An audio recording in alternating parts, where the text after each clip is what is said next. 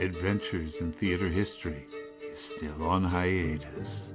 So while we wait for Season 4 to begin, and since it's the end of October, here's our episode brought back from the dead of July 2022 about the body of John Barrymore coming back to Philadelphia.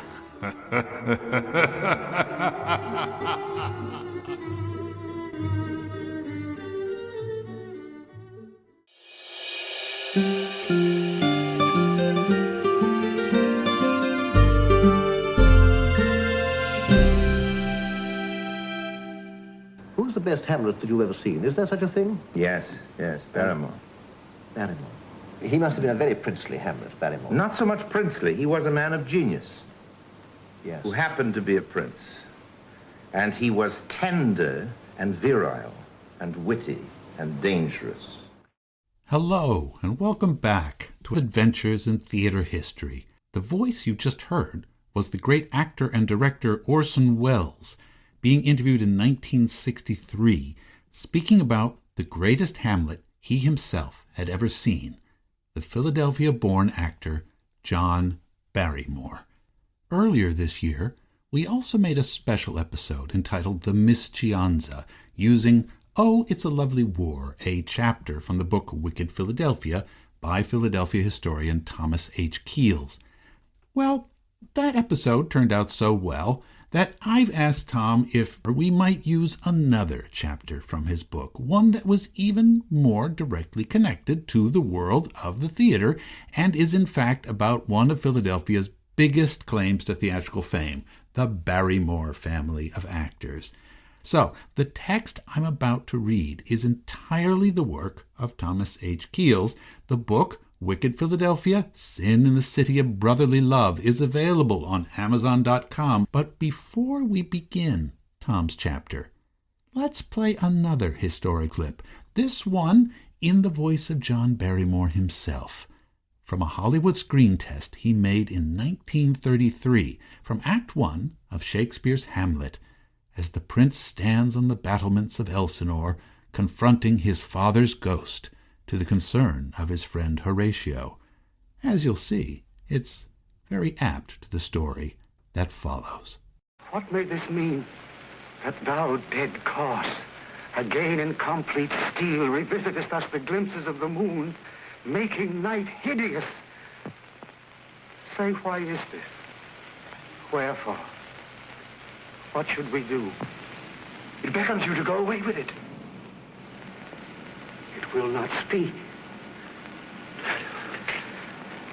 Then will I follow it. Do not, my lord. Why, what should be the fear? I do not set my life at a pin's fee. And for my soul, what can it do to that? Being a thing immortal as itself. Go on. I'll follow thee.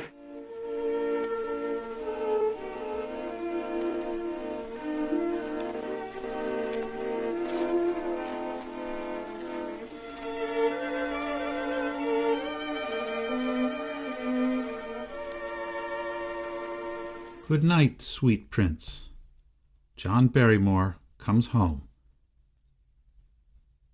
The two policemen crept up behind the tall, thin man as he banged on the oak doors of the mansion, surrounded by a copse of trees and set far back from the highway. It was a cold December night in 1980. The police had received a nervous call a few minutes earlier from the Archbishop's residence, home of the top prelate of the Catholic Church in Philadelphia. An unidentified intruder had gotten onto the large wooded estate at 5700 City Avenue in the residential Winfield section.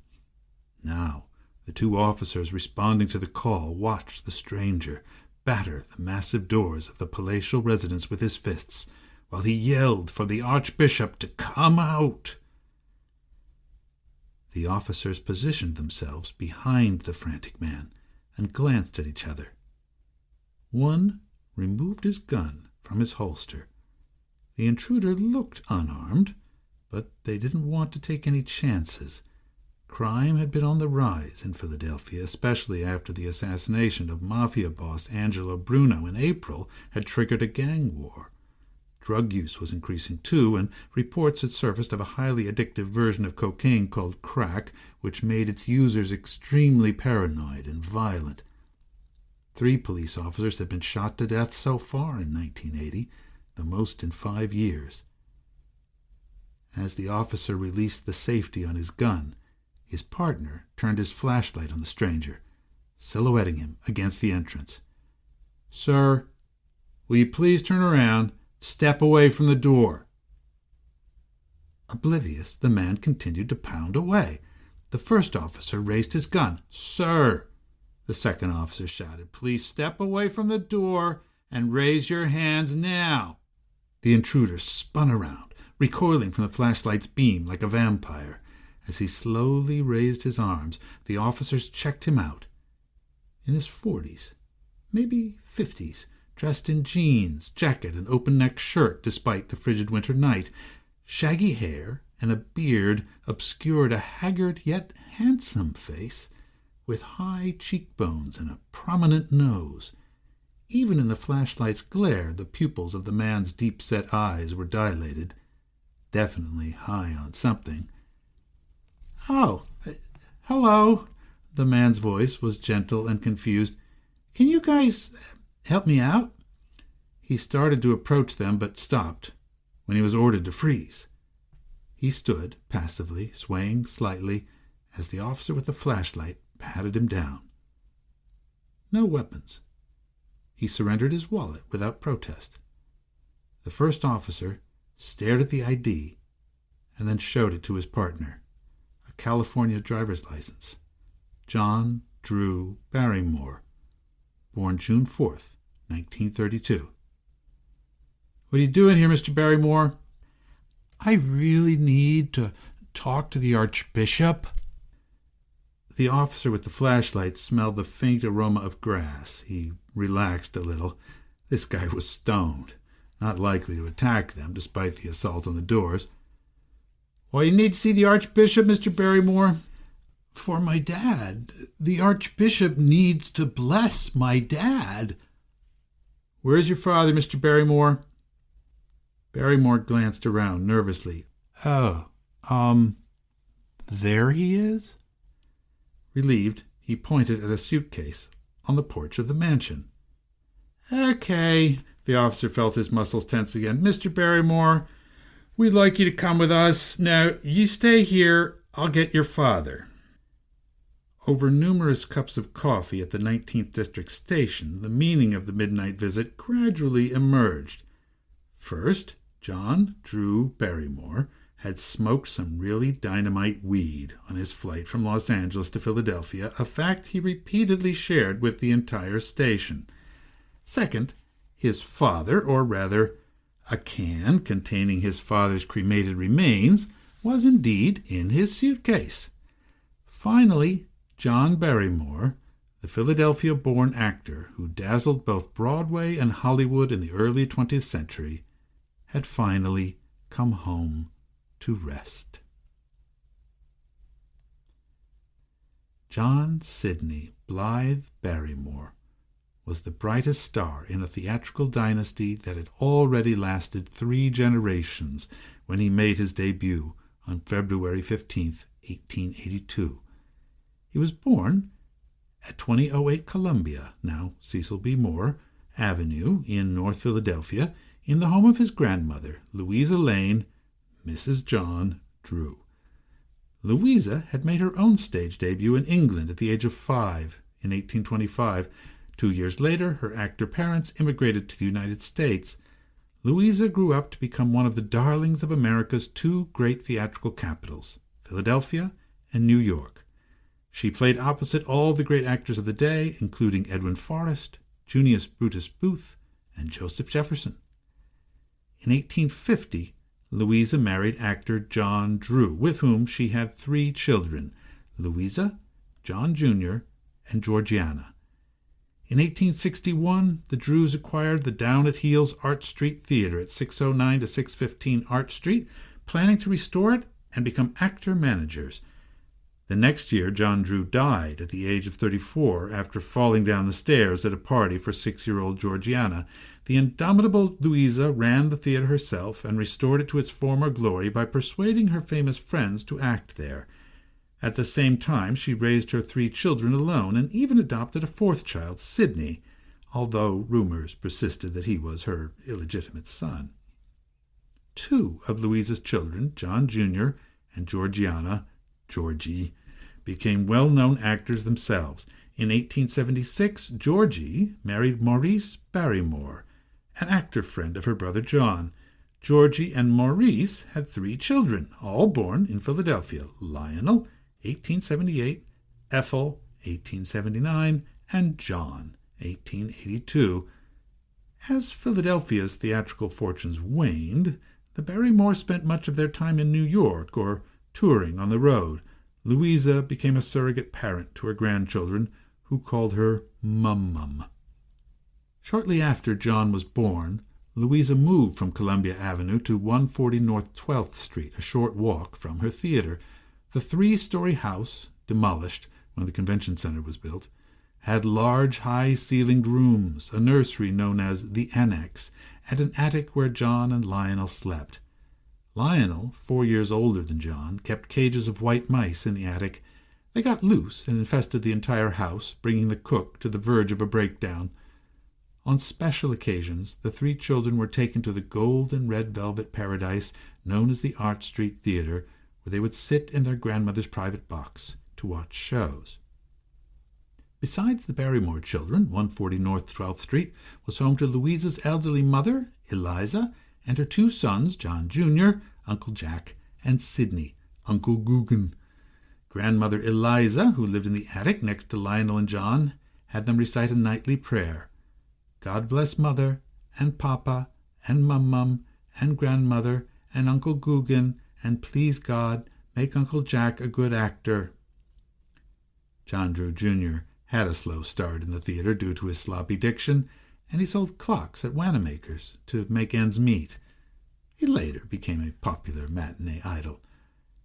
Uncle Guggen was a talented actor, but preferred to spend his time hustling pool in the nearby Tenderloin. Young Lionel and John would accompany him to billiard halls as his mascots, their cherubic faces helping to lull unsuspecting pigeons into games with the expert Sidney. The 2 boys also acted as advance guards, keeping an eye out for sore losers lying in wait for Uncle Guggen.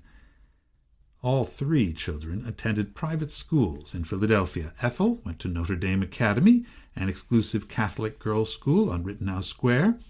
As a small child, John attended a junior school at Notre Dame, where he enjoyed drawing pictures of devils and demons on the blackboard to scare the younger pupils. Lionel attended the old Episcopal Academy at Locust and Juniper Streets, but when he showed off his prep school education by calling the family maid a son of a bitch, he was quickly transferred to a Catholic school. The children's mother had converted from the Episcopal faith to Catholicism under the influence of actress Helena Modjeska.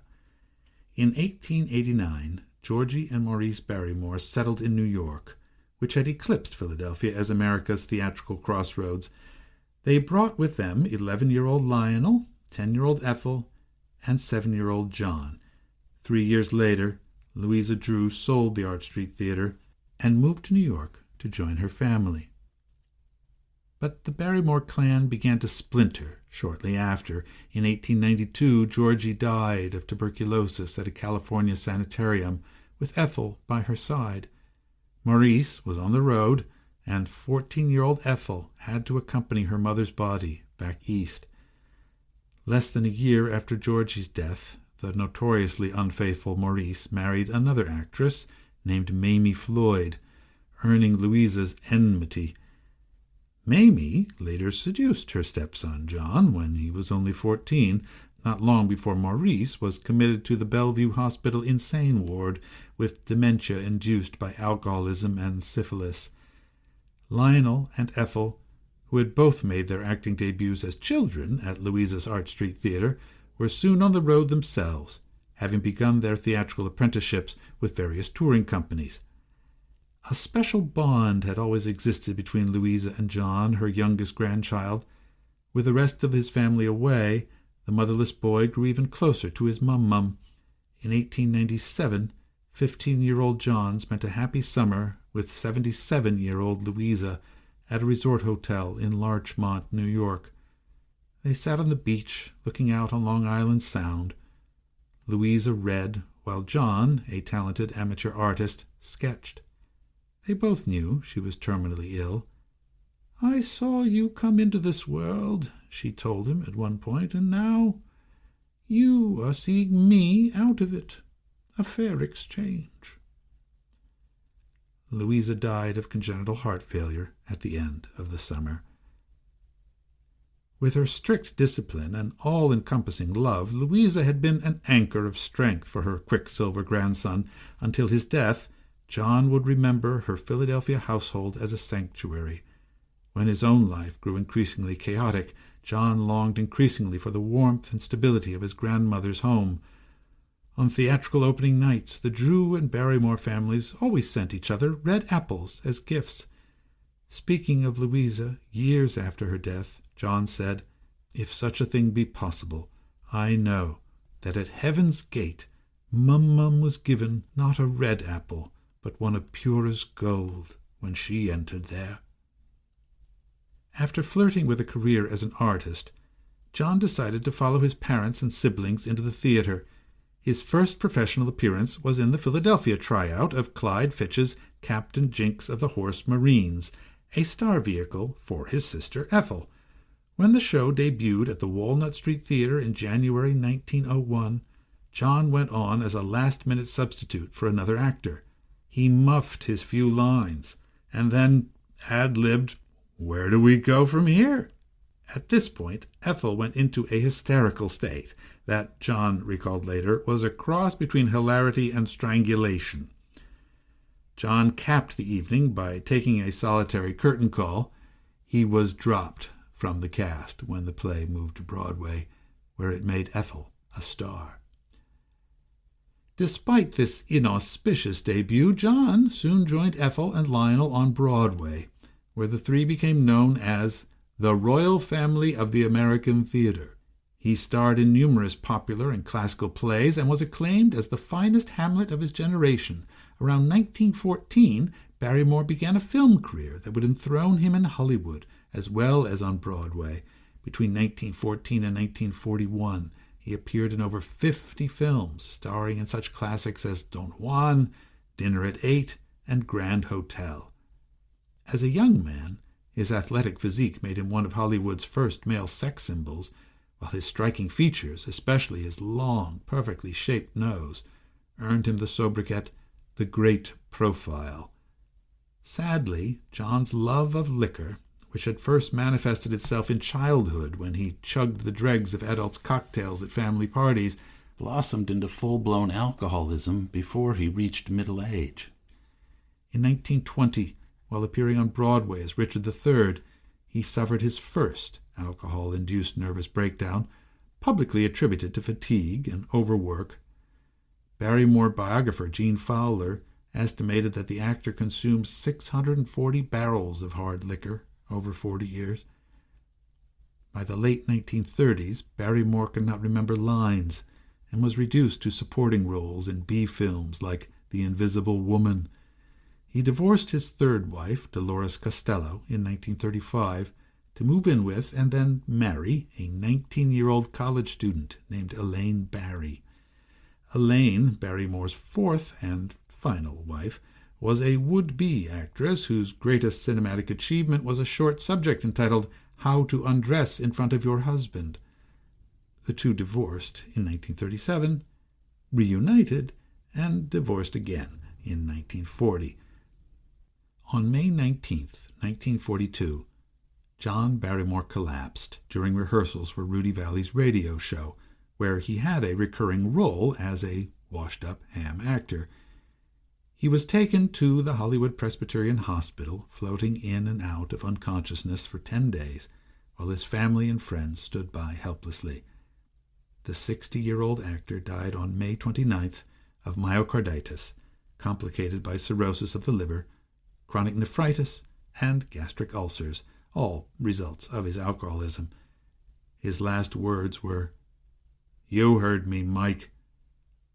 A response when his brother Lionel, whom John called Mike, asked John to repeat himself. According to Hollywood legend, a group of Barrymore's hard-drinking cronies held a wake at the Cock and Bull Bar after his death. Among them were Errol Flynn, swashbuckling star of epics like Robin Hood and Captain Blood, and Raoul Walsh, one-eyed director of The Roaring Twenties and High Sierra. Flynn, one of the last to leave the bar that night, stumbled home to Beverly Hills and flicked on the hall lights. He stared into the bloated, white, bloodless face of the corpse of John Barrymore. Screaming hysterically, Flynn ran outside, only to be stopped by Raoul Walsh and 2 other drinking buddies. After leaving the Cock and Bull, the 3 men had stopped by Pierre Brothers Mortuary on Sunset Boulevard and paid the night attendant $200 to borrow Barrymore's body. They drove to Flynn's house in Beverly Hills and propped the unembalmed corpse in a chair as a joke. After they calmed Flynn down, the 3 men returned Barrymore's remains to the morgue, while Flynn staggered upstairs to spend a sleepless night.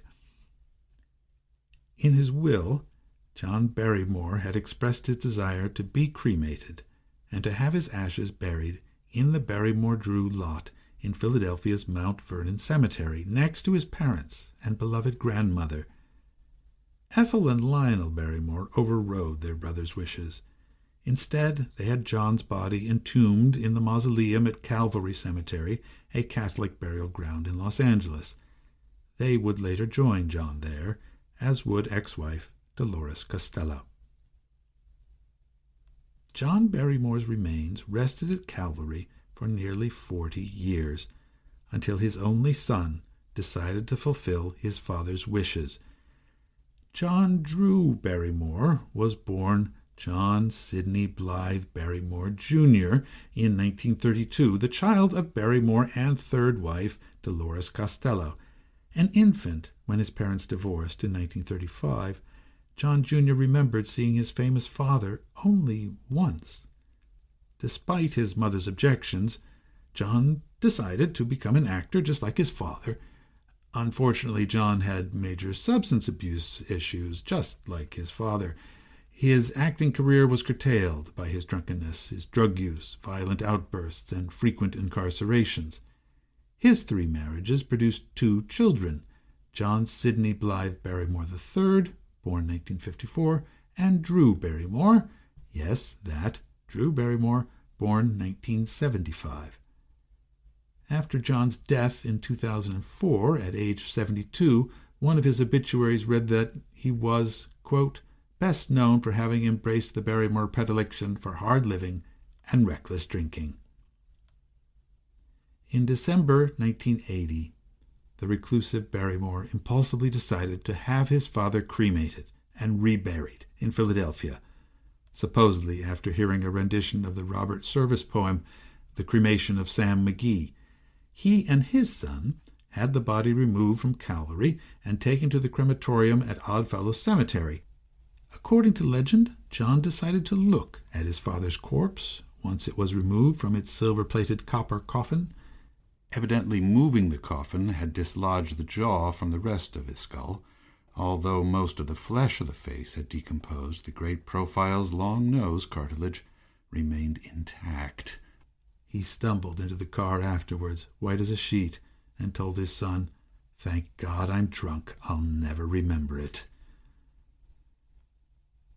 A lawyer for the family called the Pennsylvania Burial Company in South Philadelphia to let it know that John Drew Barrymore would be coming east with his father's ashes.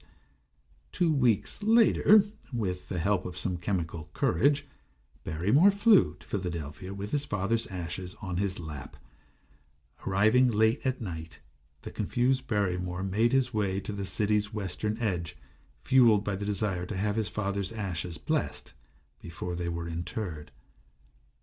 On December 12, 1980, the remains of John Barrymore were laid to rest at Mount Vernon Cemetery in the presence of a single undertaker.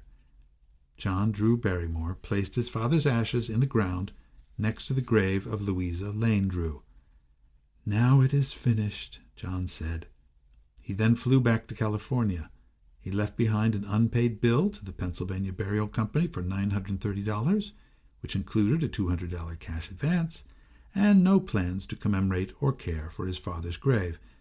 John Barrymore's resting place would remain unmarked for 18 years until a group of local fans raised funds to purchase a monument. Today, Mount Vernon Cemetery at Ridge and Allegheny Avenues is a derelict and forlorn place. Its gates are usually locked, and visitors rarely stroll along its paths. Periodically, suggestions are made to move the Barrymore-Drew plot across Ridge Avenue to more upscale Laurel Hill Cemetery.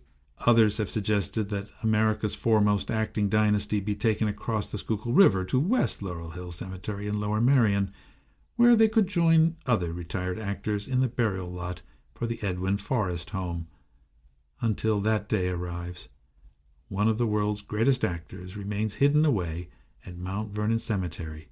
John Barrymore's grave is marked only by a small granite oblong that reads, "Alas, poor Yorick," a reference to the finest Hamlet Broadway has ever seen.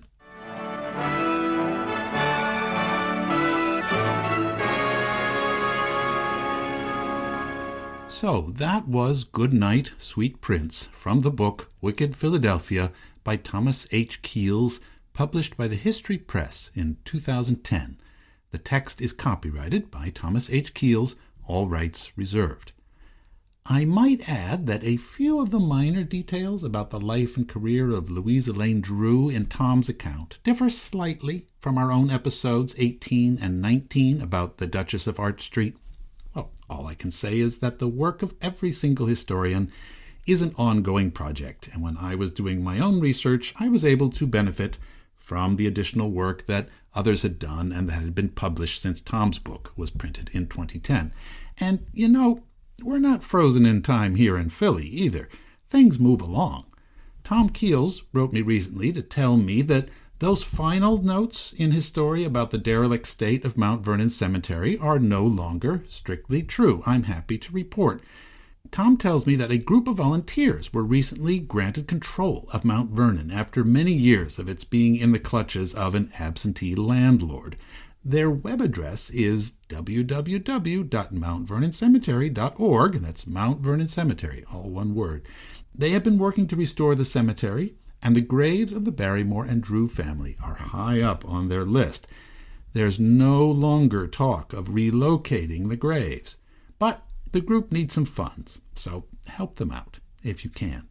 As to where Tom got the story about the Philly cops who busted John Barrymore Jr. when he was banging on the door of the Archbishop's mansion on City Line Avenue back in 1980, you won't find those published anywhere else. Tom says he heard the story firsthand from the cop himself, who is now a retired member of the Philadelphia Police Department, when he went on one of Tom's tours at Laurel Hill Cemetery. The guy was very nice and provided the details used to set the scene at the start of the chapter. Tom got the man's name at the time, but unfortunately managed to lose it and hasn't been able to get back in touch with him since the book came out. So if you or anyone you know knows who this gentleman is, please contact us here and we'll let Tom know.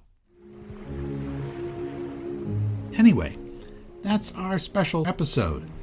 I'm Peter Schmitz, and the sound engineering is by Christopher Mark Colucci.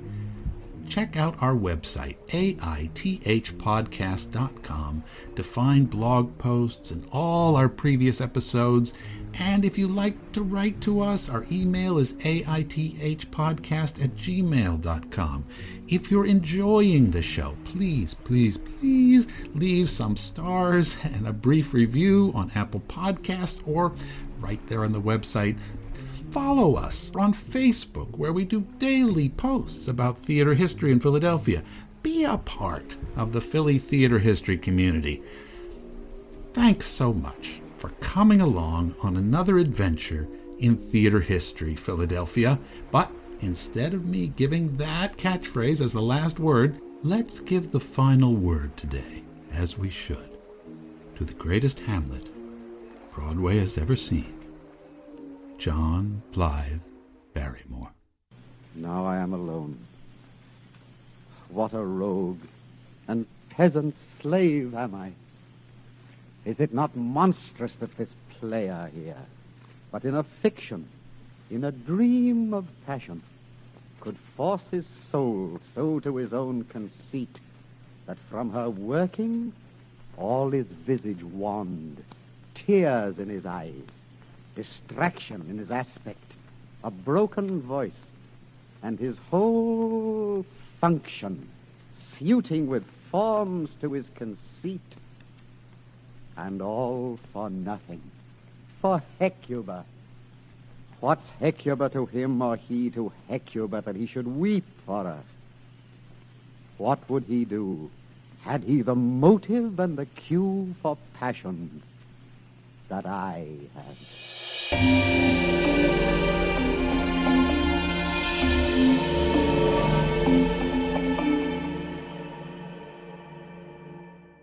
Hello, everyone. Peter here. I have a very quick and very exciting announcement to share with you. Adventures in Theater History Philadelphia is now a book. As I speak, copies of this book are rolling off the presses, and it will be officially available in the UK only as of September 15th, but the US release date is November 30th, 2024. There are easy links to pre-order the book on Amazon.com. Just open the episode notes on your phone or computer, and you'll see a little hypertext saying, "Go here." Click on it, and you'll go right there to Amazon. Or right below that, there's another "Go Here," which will take you directly to the website of the publisher, Brookline Books. If you use the code 25PESC at checkout on the Brookline Books order form, you will save 25% off the price of the book. This offer is only available until November 30th. Get it now while you can.